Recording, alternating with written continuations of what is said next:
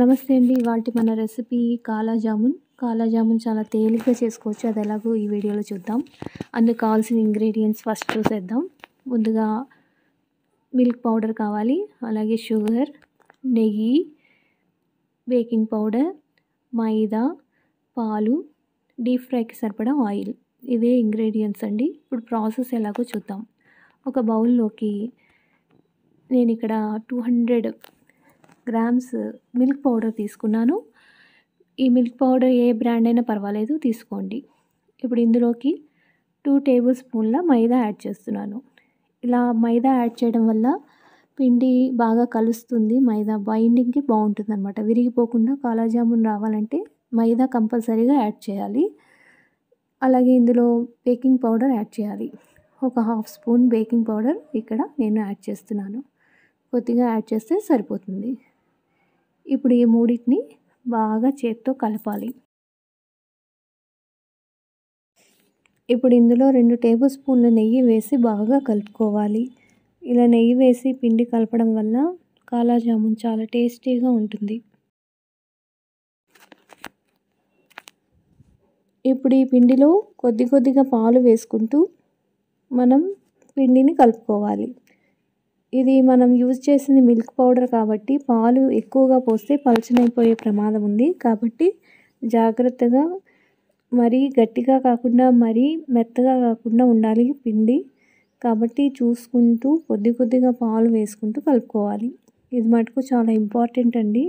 ఎందుకంటే పలచగా అయిపోతే మటుకు మనకి కాలా జామున్ సరిగ్గా రాదనమాట. ఈ పిండి కలిపే విధానంలోనే మన కాలా జామున్ యొక్క టేస్ట్ అనేది దాగి ఉందన్నమాట. కాబట్టి ఇది మటుకు మనం గుర్తుంచుకోవాలి. చూసారు కదా, పిండి ఈ విధంగా కలుపుకోవాలండి.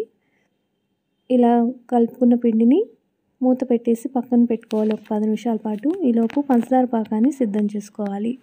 ఈ పంచదార పాకం కూడా మనం గులాబ్ జామ్ పాకం ఎలా తయారు చేసుకుంటామో అలాగే తయారు చేసుకోవాలి. ఒక బౌల్లోకి 200 గ్రామ్స్ షుగర్ తీసుకున్నాను. అలాగే పంచదార మునిగే వరకే వాటర్ని పోసుకున్నాను. ఎక్కువ వాటర్ పోస్తే పాకం రావడానికి ఎక్కువ టైం తీసుకుంటుంది. కాబట్టి కొద్దిగా వాటర్ పోసుకుంటే సరిపోతుంది. దీన్ని స్టవ్ మీద పెట్టి పంచదార కరిగే వరకు మనం ఆగాలి. ఈ లోపుగా మనం పిండిని తీసుకుని ఈక్వల్ పార్ట్స్గా డివైడ్ చేసుకోవాలి. ఇలా చిన్న ముద్దలుగా తీసుకుని చేతికి నెయ్యి రాసుకుని చిన్న ముద్దలుగా తీసుకుని ఈక్వల్ పార్ట్స్గా డివైడ్ చేసుకుని పక్కన పెట్టుకుంటే మనం కాలా జామున్ తయారు చేసుకోవడానికి, షేప్ సిద్ధం చేసుకోవడానికి మనకి ఈజీ అవుతుందన్నమాట. ఇలా ఈక్వల్ పార్ట్స్గా వీటిని డివైడ్ చేసుకోవాలి.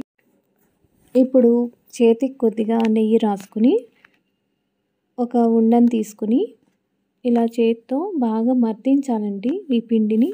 ముందుగా ఎంత బాగా మర్దిస్తే పిండిని అంత బాగా ఉంటాయన్నమాట. కాలా జామున్ చాలా పర్ఫెక్ట్గా వస్తుంది. బాగా మర్దించాలి ఈ పిండిని.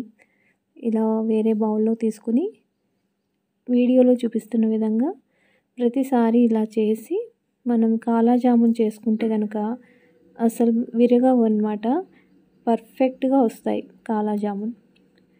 ఈ విధంగా ఇలాగ మర్దించాక వీడియోలో చూపుతున్న విధంగా చివరికి ఎడ్జ్కి పెట్టాలండి. పిండిని పెట్టి ఇలా నొక్కి పెట్టి చేస్తే ఆ కాలా జామున్ షేప్ అనేది మనకి వస్తుందన్నమాట. ఒకసారి వీడియోలో ఒకసారి గమనించండి.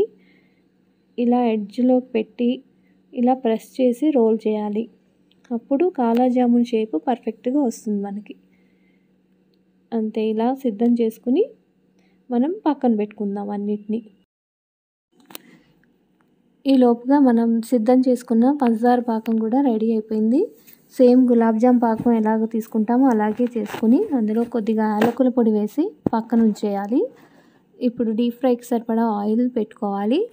ఈ ఆయిల్ ఎప్పుడూ వేడిగా కాగకూడదండి. అసలు సిమ్లో పెట్టుకుని మాత్రమే ఈ కాలా జామున్ని వేయించుకోవాలి. అది మటుకు బాగా గుర్తుంచుకోండి.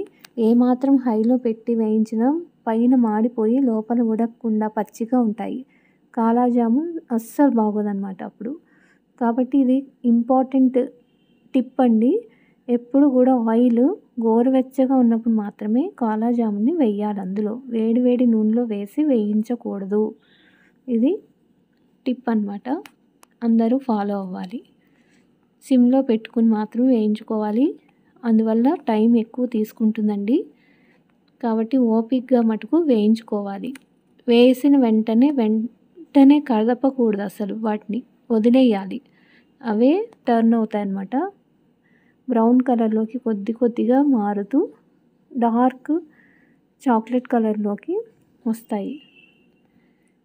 అంతవరకు మనం వెయిట్ చేయాలి. ఇవన్నీ వేయించడానికి మనకి సుమారుగా 15 నిమిషాలు.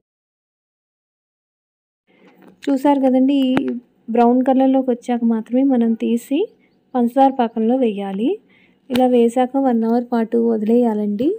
అప్పుడు పంచదార పాకం బాగా పట్టి కాలా జామున్ చాలా టేస్టీగా ఉంటుంది.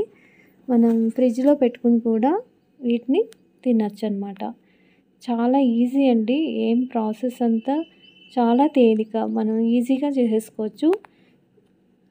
తప్పకుండా అందరూ ట్రై చేయండి. ఈ వీడియో ఎలా ఉందో తప్పకుండా కామెంట్ చేయండి. నా ఛానల్ని సబ్స్క్రైబ్ చేసుకోండి ప్లీజ్. ఇలాగే మిగిలిన కాలా జామున్ కూడా వేయించేసుకుని సిరప్లోకి తీసేసుకోవాలి. చూసారు కదండి, నోరూరించే కాలా జామున్ రెడీ అయిపోయింది. తప్పకుండా అందరూ ట్రై చేయండి. Please like, share and subscribe to my channel. Thank you.